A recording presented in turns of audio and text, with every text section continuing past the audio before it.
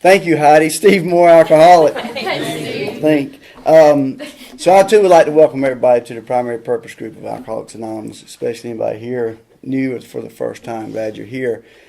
So it is my privilege to introduce our panelists, and how this topic came about, safety in Alcoholics Anonymous, is our group inventory. When we formed this group in 1997, we set 12 group goals, and one of them was we wanted a place where people would come to this group and get a warm welcome, and also that they would that our group would foster a sense of belonging, I think is how it's worded.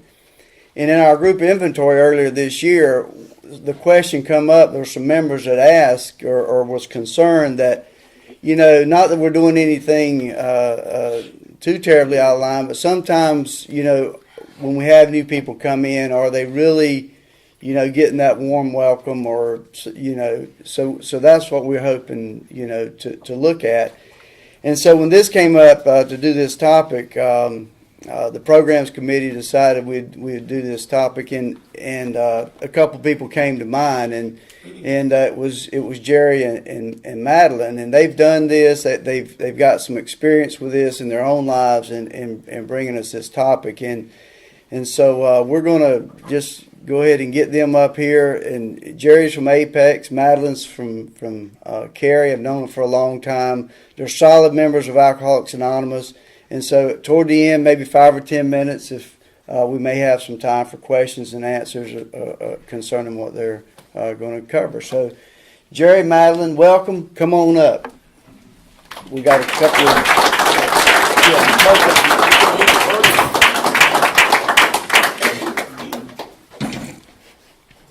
Yeah, both of you come on up.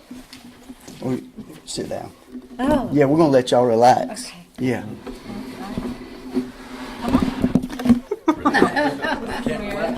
Yeah. Threw me off immediately. Sorry. Well, I'm Madeline. I'm an alcoholic. Go. You'll get Jerry's later. So my home group is There's a Solution in Holly Springs. My sobriety date is July 4th of 2005. Just celebrated 13 years. Cannot believe that. I remember when I first came in, my sponsor had, I think, 12 years, and I just thought that was forever. And here I am, and I'm like, I got sober yesterday. I mean, I didn't. That's not really how I feel. So anyway, no, I do have some experience that I'm going to bring. I got sober in San Diego, California, and after 2 years moved to Las Vegas, and then 2 years later I moved here. So I have some experience with different ways, I guess, that the local culture sort of practices AA, and yeah, I think I'm just going to share a little bit about that, and what, interestingly enough, some things are totally normal on the West Coast that are, kind of gawked at on the East Coast, and vice versa. So I was asked to actually bring this topic a few years ago to a meeting, and I didn't know why, because I had never really thought about it in terms of safety in AA, like how do I feel not safe in AA? And I'm like, I've never been threatened with a gun. Why would somebody, I don't get that. But then I really thought about it. Like, I sat down and gave it a lot of thought, and came up with it just started coming out, like all these different topics. So I actually wrote them all down. So that's what the paper is for.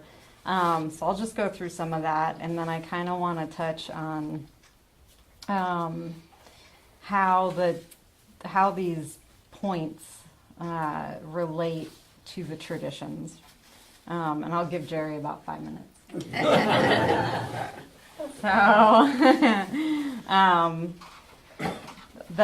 there's 6 main points that I kind of came up with when I was thinking about being safe in AA, and they are physically safe, sexually safe, financially safe, mentally, emotionally, and spiritually safe. And some of these things had never really occurred to me, but I had definitely felt threatened at some point regarding each one of these. And so I started, instead of approaching, what makes me feel safe in AA, I thought, okay, what makes me feel unsafe in AA? Like, when are times that I've been in a meeting or with people from AA at an AA function and been extremely uncomfortable by something that happened or something somebody did or said or whatever. And so I started looking at all that.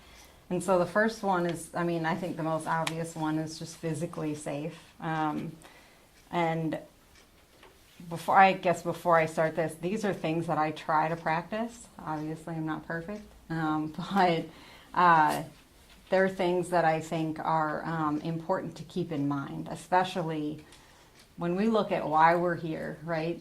It is to offer the newcomer a place to come and learn how to live sober, and hopefully find what we call a safe place, and that's somewhere that I don't, as an alcoholic at an AA meeting, I know that I'm around people that I can trust in terms of alcoholism, and I won't get any of these, these things that are real or fantasy in my head of what pressure me to drink, right? And how I can learn how to not drink. And so when I think about these 6 points, I kind of have that in my mind. So how do we keep the room safe for somebody who's new coming in, somebody who's been here for a while, somebody who may have left AA and is coming back, either dry or actually drunk. I know of a couple of people that have left AA because they didn't feel safe in the rooms, and they don't drink. They're just crazy, and they come back, and hopefully they can come back and find a place where they are welcomed and not judged. I was thinking about the word judgment earlier today, and I looked it up because I wanted to find something that didn't have a negative connotation on it. And it is what we all think it is, but we use it in this way that kind of means that there's something bad or wrong, Judgment is a very healthy thing to have. And so I kind of ask you to use your judgment, but in a good way instead of in a negative way. Not to put somebody down, but to think about whether or not, if I'm judging somebody, obviously there's a problem that I have. So let's look at that and see whether there's something that's actually unsafe that's happening, or if it's just me being, immature.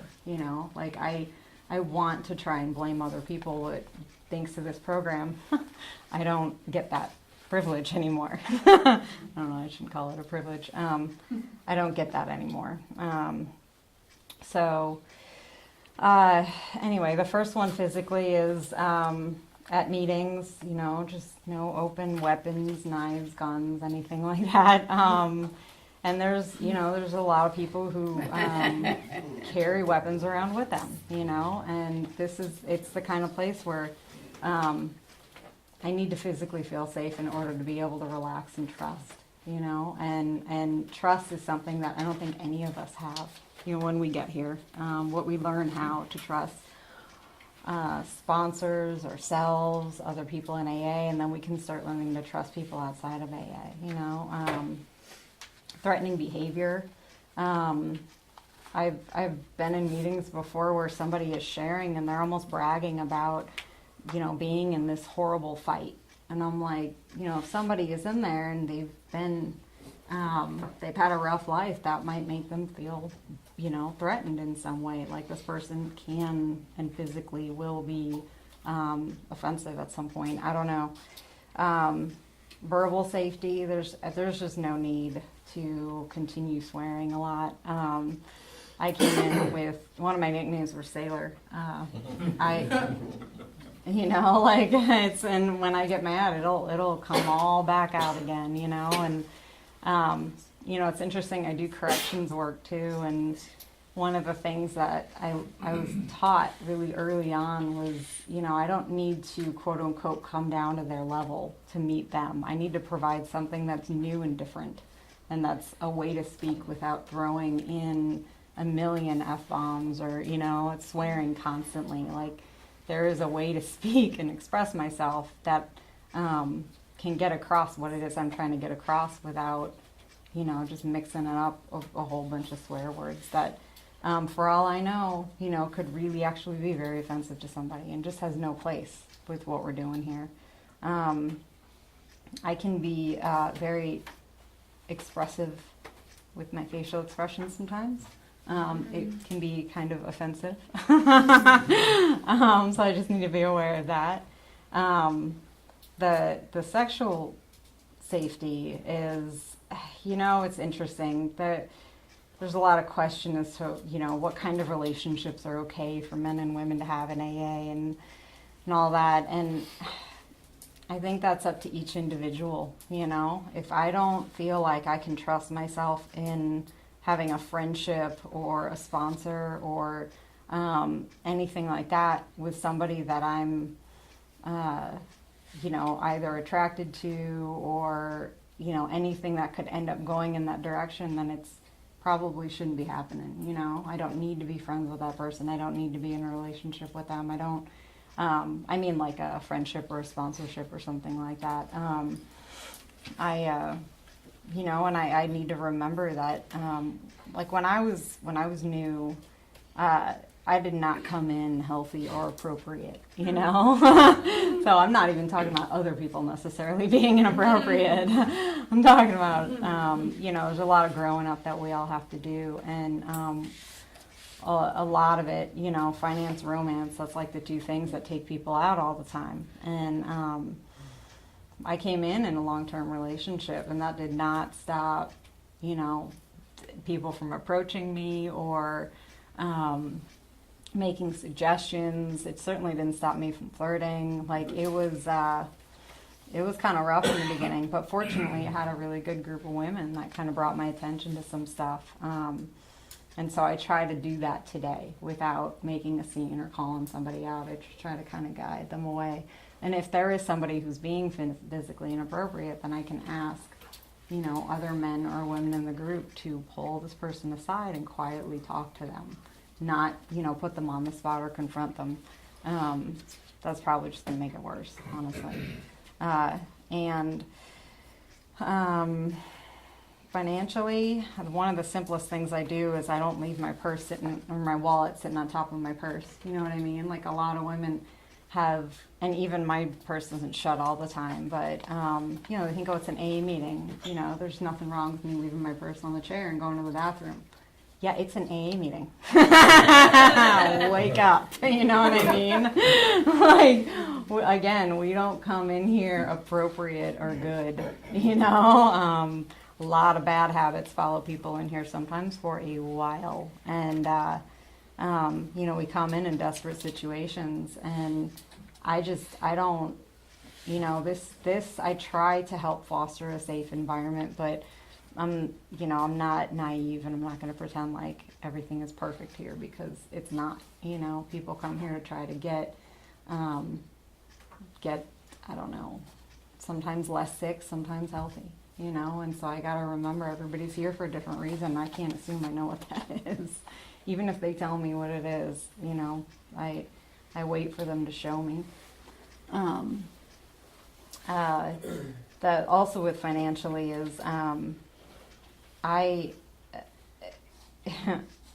need to remember that solicitation of anything, any kind, is not okay. We had a guy, we've actually had a few guys come in the home group and just drop business cards everywhere on all the seats and hand them out to people, and sometimes innocently and sometimes very deliberately. Here's my market, depending on what it was they were selling. I was like,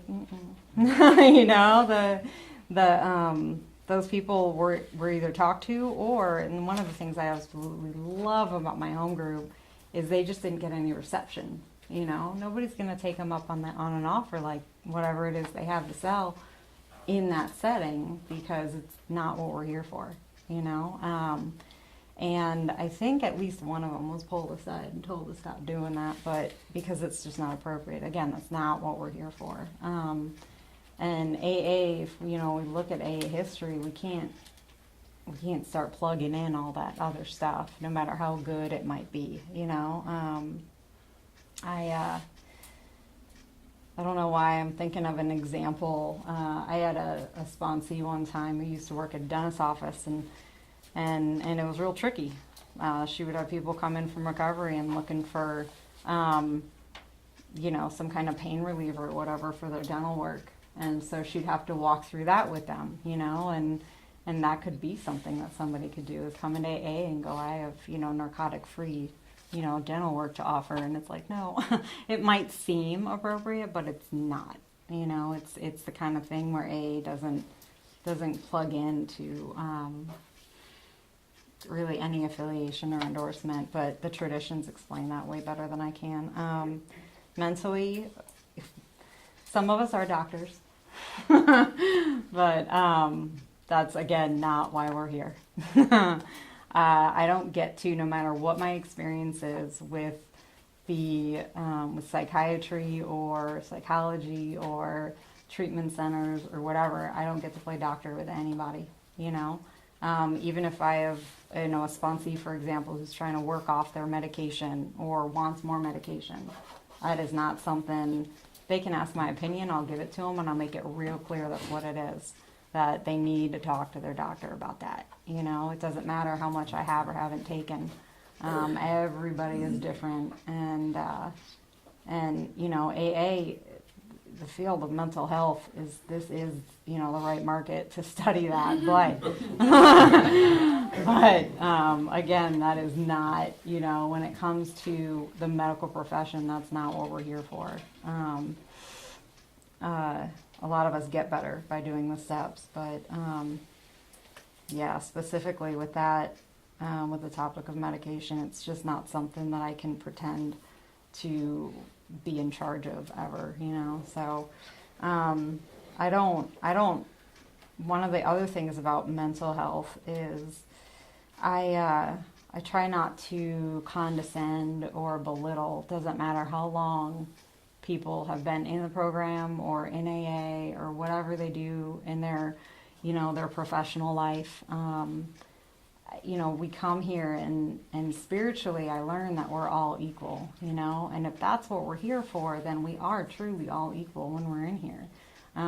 It doesn't, you know, I do believe, and I know that there are leaders in AA and people with experience, but that doesn't mean that, you know, because I have 13 years sober and I've been doing a lot of service the whole time, that I'm better than somebody who has a week. You know, that's not what this is about at all. It's about helping that person with a week learn, you know, how to get 13 years. It's not, you know, it's not about telling them what to do. Sometimes that, you know, might be the right route, but that's not like the first off approach. I don't know, I heard this once, I like it that we work with people and not on people, you know. It's like I don't talk at people, I talk to people, I talk with people, you know.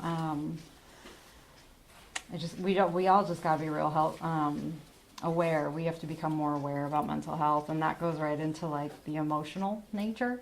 I wrote down here, no manipulation or codependent behaviors. Good luck. This is AA, you know, like this is, we're learning, you know, that's what the steps, that's what the traditions are for. These are like ideals that I've written down here. I try to be respectful, and this is just a word that came up over and over and over and over again. I just try to learn how to be respectful of people. You know, it probably took me until I had 9 or 10 years for me to really start thinking about that word. What does the word respect mean to me? What is the action respect? What is the thought respect? Spiritual respect?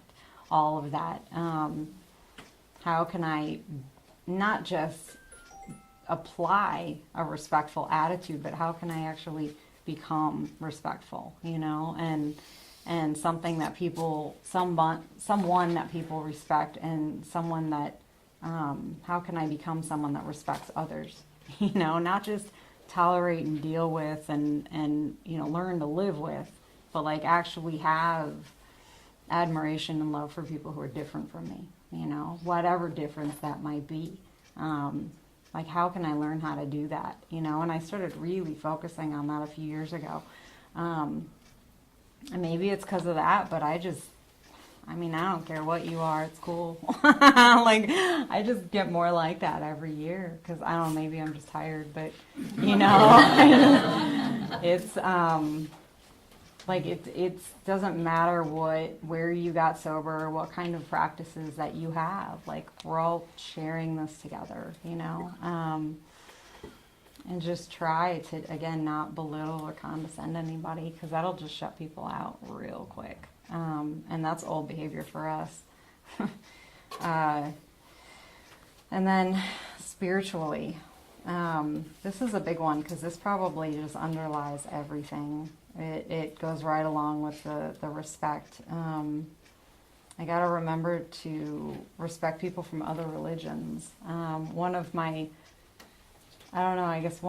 experiences I had that stood out a lot for me when I think about this is I was in Las Vegas at the time, and so I had in between 2 and 4 years sober, and I grew up in a couple of different religions. My parents divorced when I was really young, and I went to, my mom raised us Catholic and practiced Hinduism or Buddhism, and then my dad raised us born-again Christian, like fundamentalist, and so I did both those at the same time.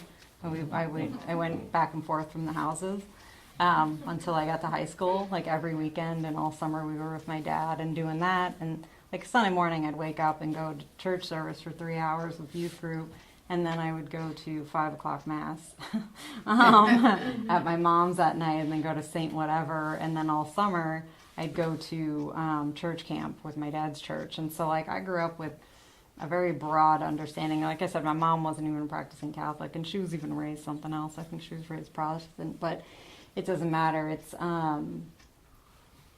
just I had a really sort of broad experience with Christianity, and I get the recovering Catholic jokes. You know what I mean? Like when I got here, I thought, oh, that's cute, that's funny. It clicks, everything you get guilt for, blah blah blah. Whatever. So I'm chuckling about that until I'm at a meeting with about 3 years, and one of my friends is sitting there, and she was pretty upset by the end of the meeting, and I didn't understand why. And I went up and I asked her, and I said, hey, what's going on? That wasn't a depressing meeting or anything. She looked like she was crying, and she said, I've rediscovered my Catholic faith since I got sober, and I think it's beautiful and I love it, and it really hurts me when people make jokes and ridicule it in meetings. And it didn't even occur to me that joke could possibly be hurtful to someone, because it was a joke. You know what I mean? Like, it's funny, it's lighthearted, not to her, She came to an AA meeting, and the religion the faith that she practices was getting slammed at an AA meeting, And it just didn't even, it's like a light bulb went off for me. And like, it doesn't matter what it is that I'm a part of or have practiced, it doesn't give me the right to put that down in any context when I'm in AA, And it got me wondering, how often do I do that when I'm not in AA? Am I the same person when I'm not here? And that was probably what prompted the whole respect idea going on. But I got to remember there's something called sniper sharing, which I'm not sure if you're familiar with, but basically waiting for a few other people to share, and then raising my hand and cross-talking against all those shares. And not about the topic, but just against all that. Like, I have to remember when I come to AA and I share with the way that we do it here, right? Culturally, the way we practice it, it's open sharing, right? This isn't group therapy. We don't comment on each other's state of mind. You know what I mean? It's I don't know, it's a very embracing environment because it's so, I don't know how to put it. Like, I don't feel like I'm being put under a microscope when I'm in here, you know, except for when I write my own inventory, and then I am. But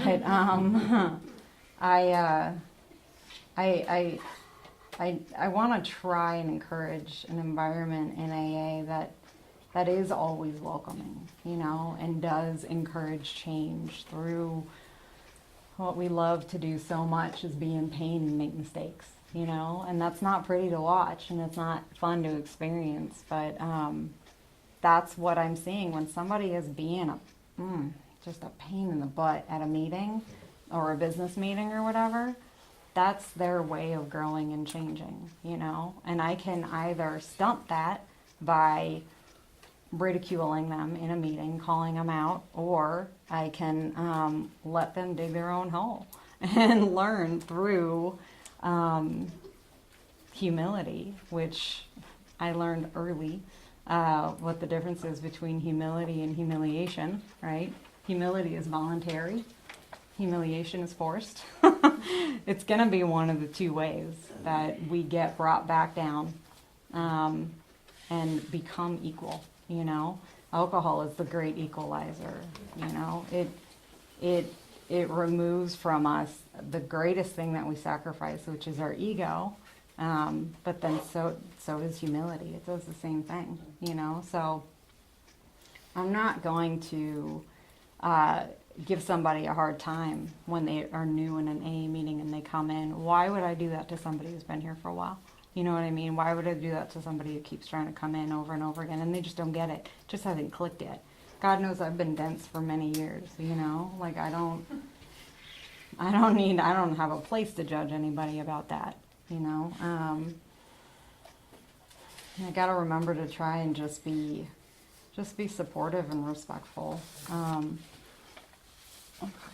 I really quickly, and also stop with the gossip. My God, it's so hard. It just stop. Stop with the gossip. I'm telling myself too, you know? Like it's just, it does nothing good. I mean, there's a difference between being concerned about a friend and just talking smack. You know? It's a very fine line, but I can tell when I've crossed it because of the way I feel inside. And I've literally slapped my hand over my mouth and been like, I shouldn't be saying this.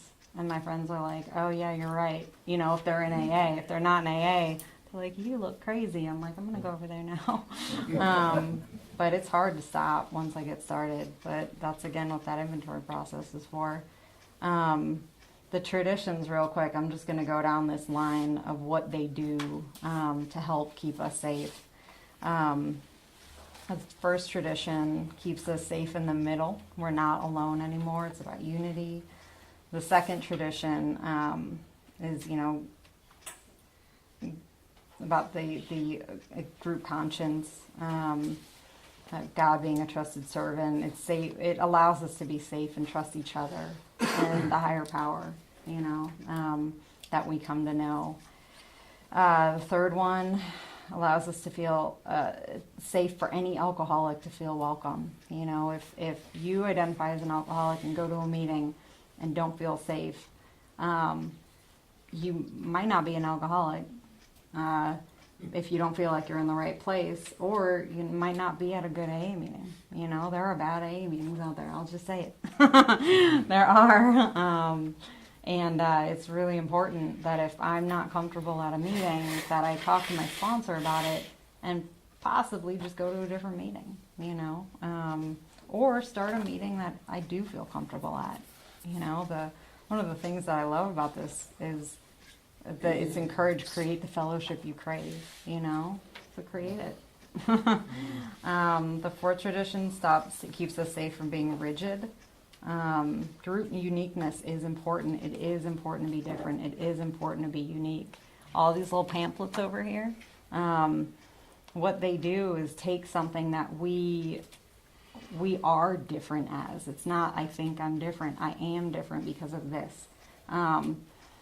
But it takes that that sort of detrimental way of thinking about that, and allows me to identify and make it something good. You know, I'm not an alcoholic woman. I'm a woman that's an alcoholic. You know what I mean? Like, it just doesn't, whatever way you need to think about it for it to make sense. And I'm going to find other people that I can help get through that identification sort of error, if you want to think about it that way. That we are really just equal in AA. 5 keeps AA from getting diluted. We have one single purpose. That's it.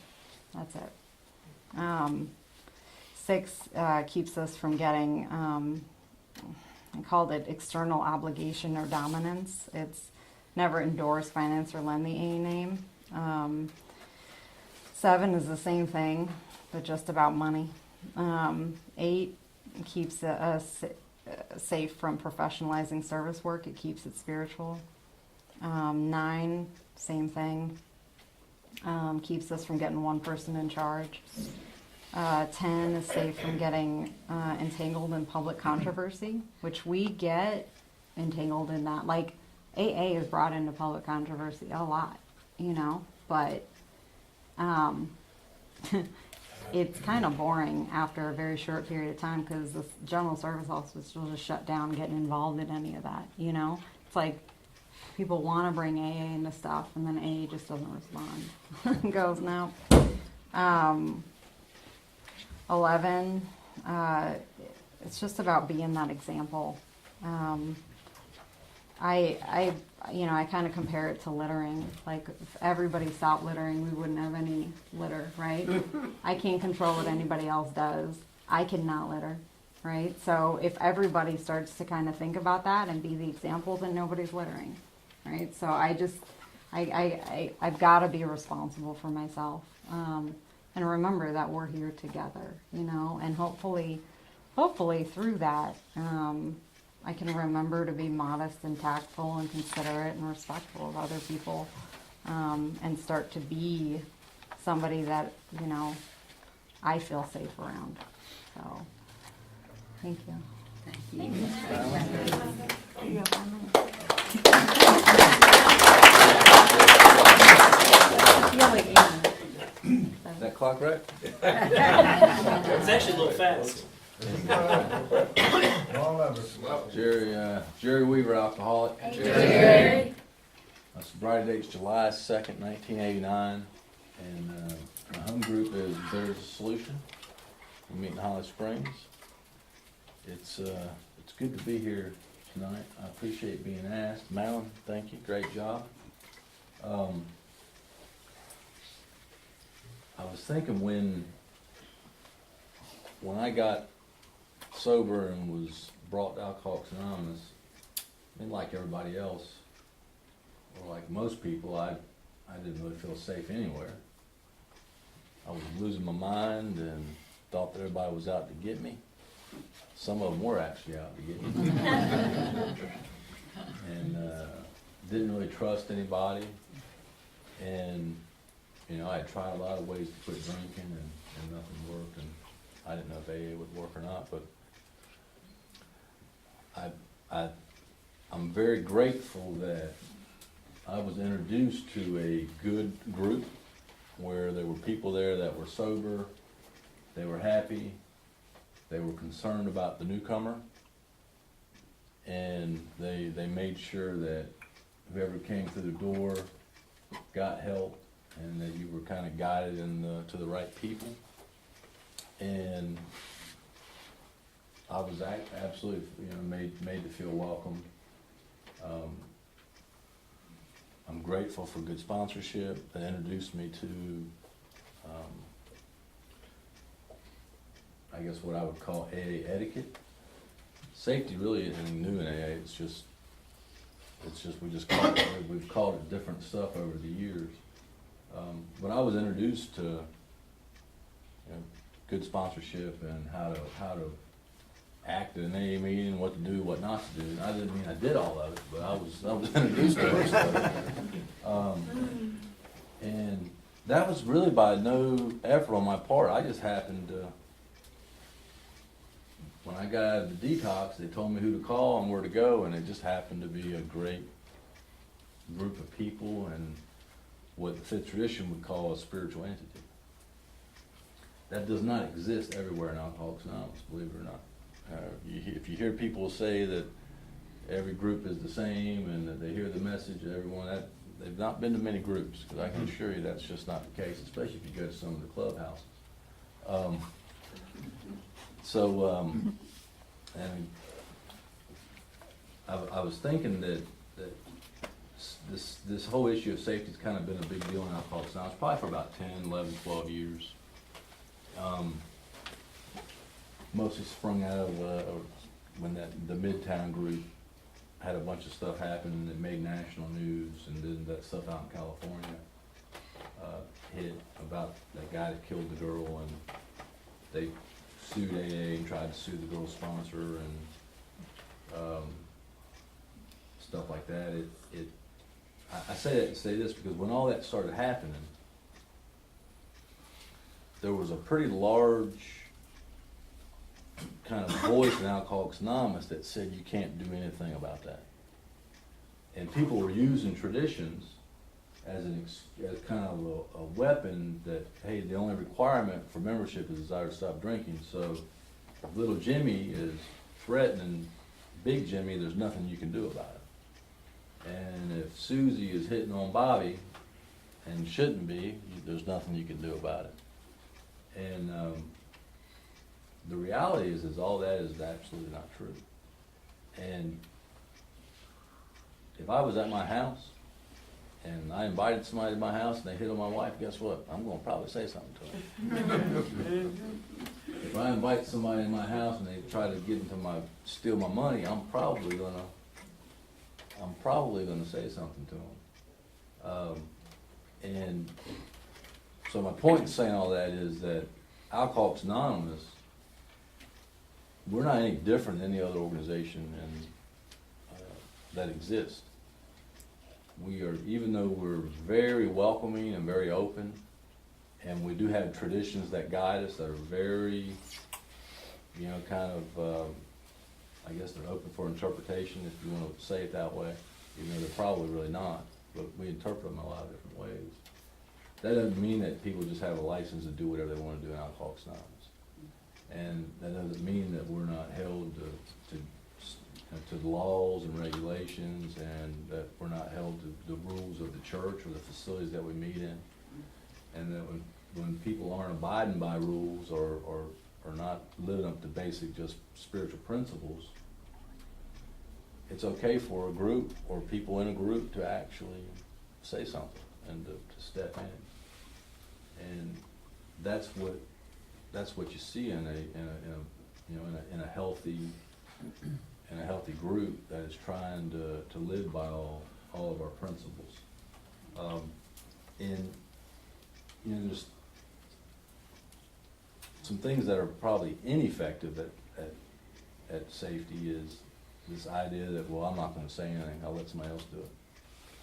And that's what happens in most groups is they'll see something or something will happen, and most members will just say, oh, I don't want to get involved in that. That's not very effective at helping things. Making announcements is not very effective.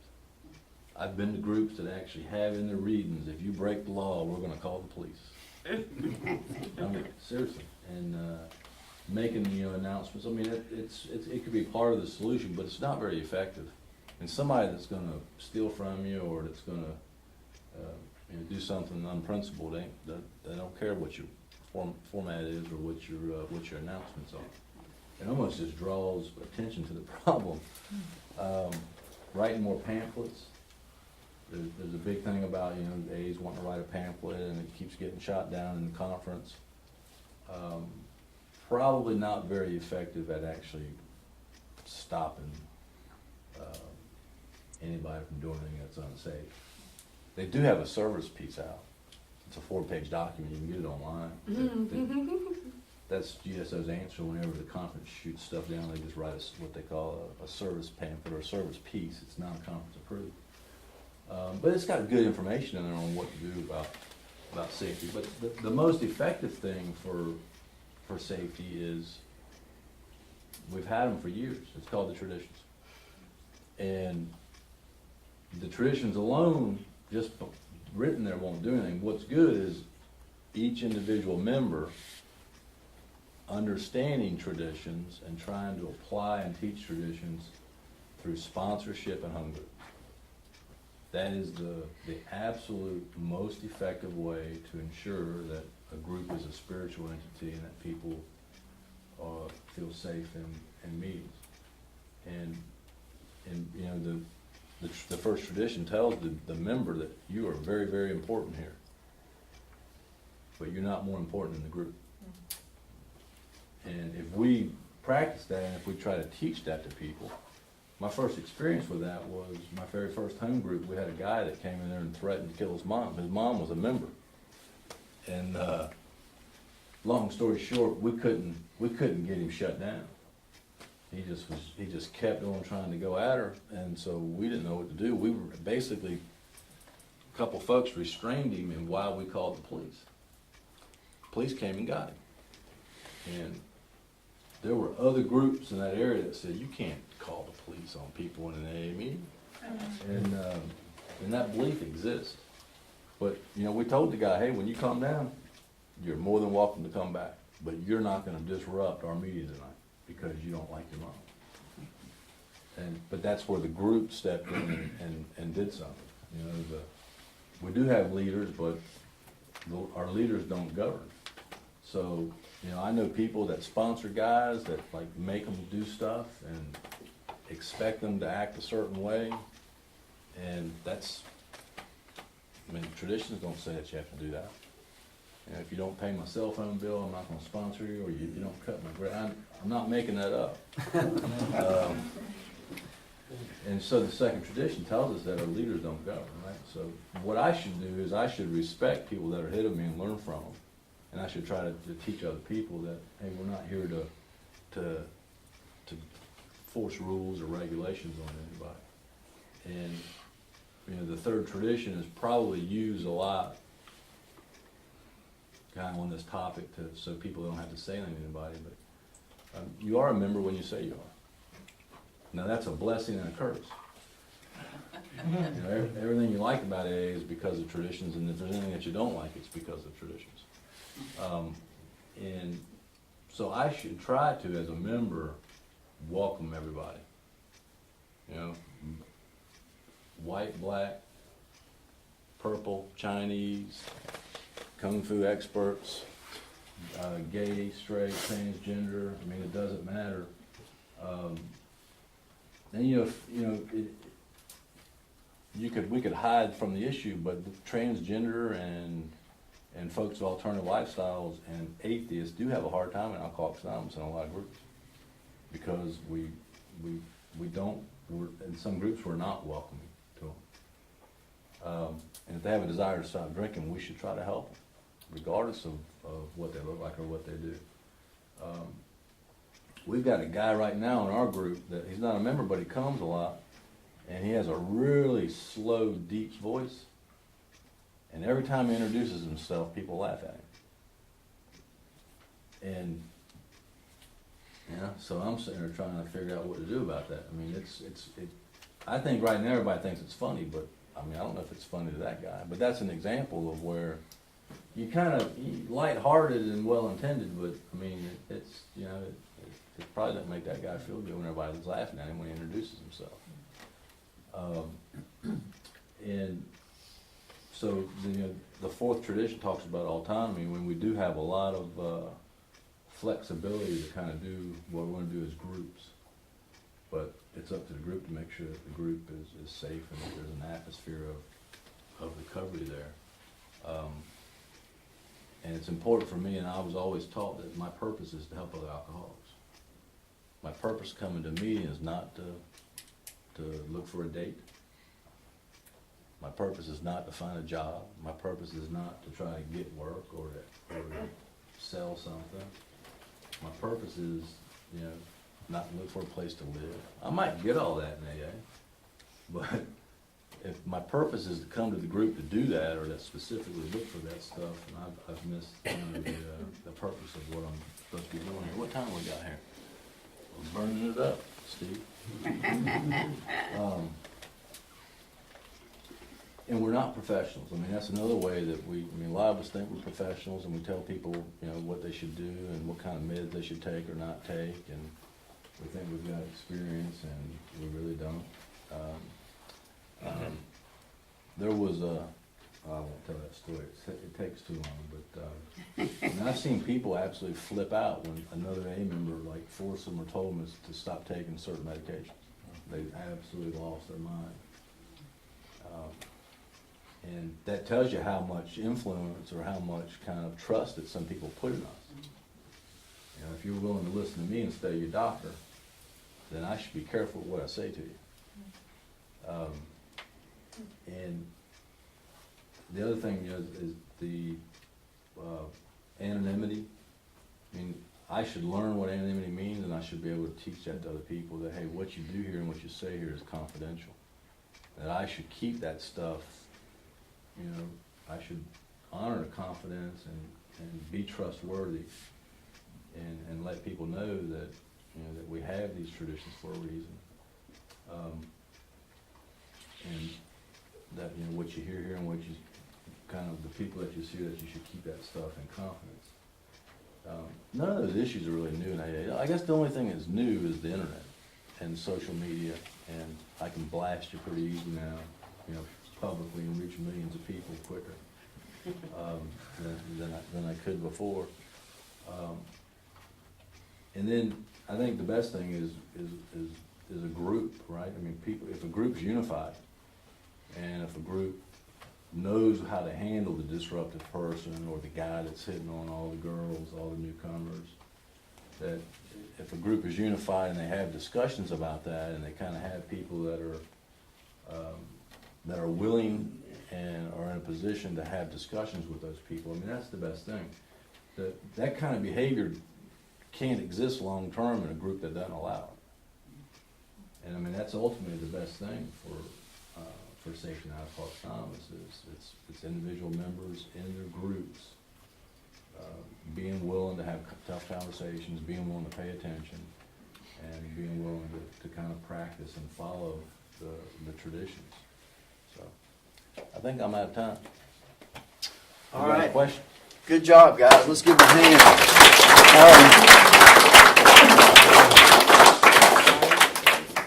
So we do have, we're about out of time. Has anybody got a burning question that you feel like jumping in and asking these guys? I think y'all might have covered it then. So what I heard was that if we want to really be safe in Alcoholics Anonymous, is not only learn the traditions, but learn how to practice them in our everyday life. So good job, guys. Let's give them another hand. Thank you.